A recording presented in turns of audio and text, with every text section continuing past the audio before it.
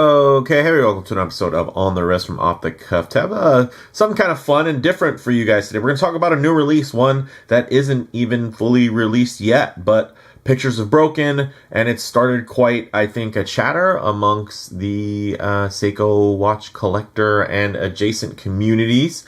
So I thought, why not compare? Because I have the previous, now discontinued and relegated to a bit of a limited model as a transition model now, the Prospex Marinemaster SLA079, but I want to talk about the upcoming HBF001.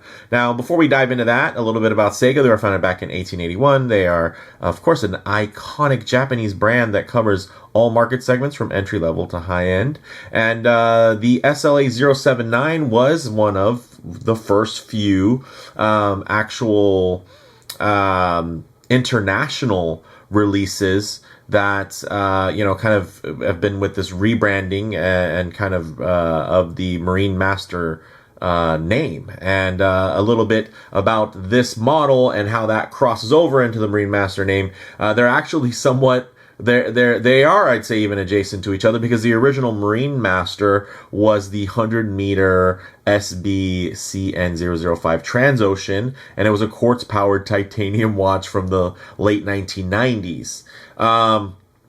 But I think most fans, when they think about that iconography in terms of the design here that we're seeing on the SLA and we'll be seeing on the HBF001, are going to be more thinking about that 6159 original high beat diver, which eventually became very popularized by the later recreation of it, which was the JDM SBDX 001 Marinemaster 300 of the 2000s. So that, of course, had many more iterations, and had certain things. But yeah, it's not the clearest thing, and I know that sometimes, especially with how many nicknames have crossed over the years, it can be a little bit muddy if you're coming in from the outside in terms of what's a Marinemaster versus the 1968 diver. And I think people kind of think of them as being intertwined, but that's not necessarily the case, because there were plenty of Marinemaster divers that looked nothing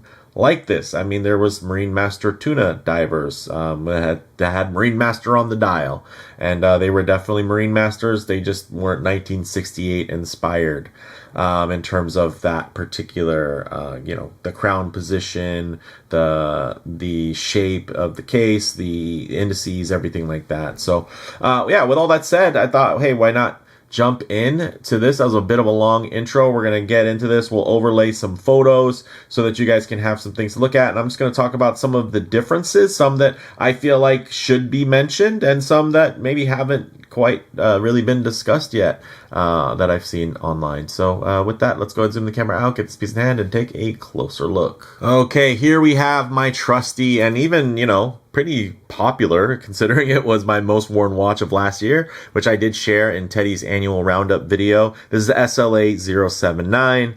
It's going to have that 42.6 millimeter diameter, 13.4 millimeters thick, and then 49.3 millimeters lug to lug.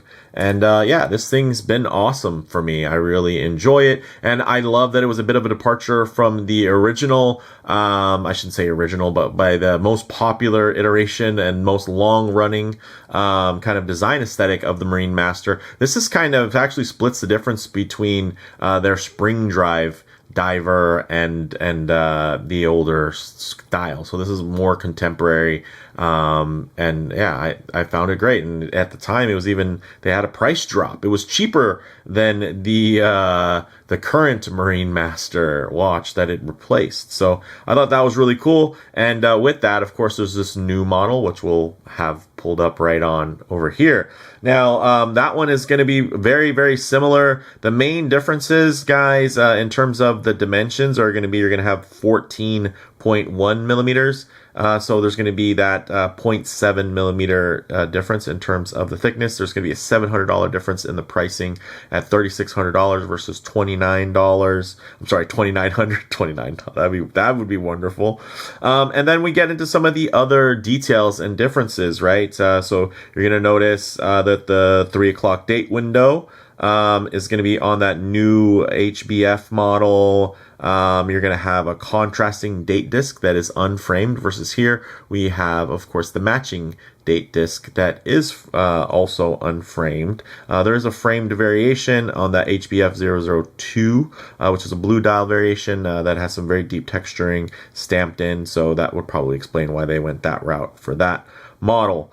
Still gonna have 120 click bezel, 20 millimeter lug width, dual curved sapphire, all those goodies, Divers 300 meters, ISO compliant, water resistance. It's gonna have this movement. It's going to be the 8L45, which is going to give it 72 hours or full 3-day power reserve, while still maintaining that 4 hertz or 28,800 vibrations per hour beat rate. Accurate to now plus 10 seconds to minus 5 seconds per day, versus mine, which is going to be plus 15 to minus 10 seconds per day. So, and some other details, you're going to have revised bezel index typeface, as well as the line weights. You're going to see a revised chapter ring line weight for the cardinal reference points at 12, 3, 6, and 9. And that is also to, of course, accommodate the lume plop for ISO compliance at the 3 o'clock position.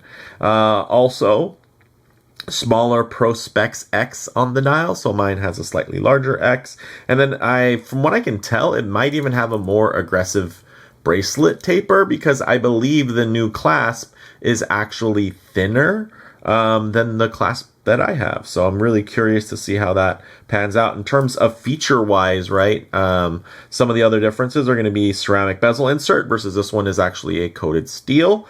Toolless micro-adjusting clasp, like I talked about. This is a lot more traditional by comparison.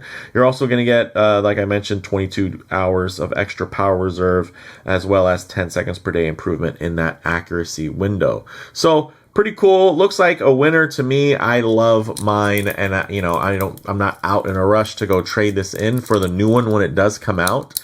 I am not a huge fan. It doesn't kill the watch for me, the 3 days text on the dial, but I do prefer the cleaner look of my dial. I'd say even do prefer the date position and the date implementation on mine. Thanks to that 4.5 date position. If they would have had a framed date window, I might skew more towards that date window, but I will say that, I still love this watch again, and now that it's limited, I think that's kind of fun. So for me, guys, bottom line, while I love a lot about this latest iteration of Seiko's beloved 1968 inspired Marinemaster diver, I still find a lot to love about my own discontinued SLA079 Marinemaster 300. And I do predict that this, kind of short production window on a transitional piece will actually help with long-term resale value and retention, and open the door possibly for even future cult classic status. So the fact that only so many of these were produced, and are out there on the market currently. I'm not saying it's a limited edition, but I mean, if the other model runs as long as the older ones did, 20, 30 years, this small, 2-year window, by comparison, that's just how it is with collectors. Once you start getting the weeds, you like the kind of rare stuff. And I do, of course, appreciate, again, that transitional vibe in terms of the aesthetics, some of the choices that were made. This is kind of, you might say this is even though it was one of the first international Marinemasters, apart from the 62 MAS inspired, the ones who actually premiered the Marinemaster name internationally. These might be the last kind of quote unquote tool watch version of that before it went a little bit more upstream and upscale. Although I do like the look of that clasp. I think it looks great. Looks a little familiar. I don't know if they licensed that or something, but I'm happy that Seiko is on the right track. So let me know what you guys all think down in the comments below. If you like the video, please hit like, and if you already, please subscribe for more content just like this. Thanks, guys.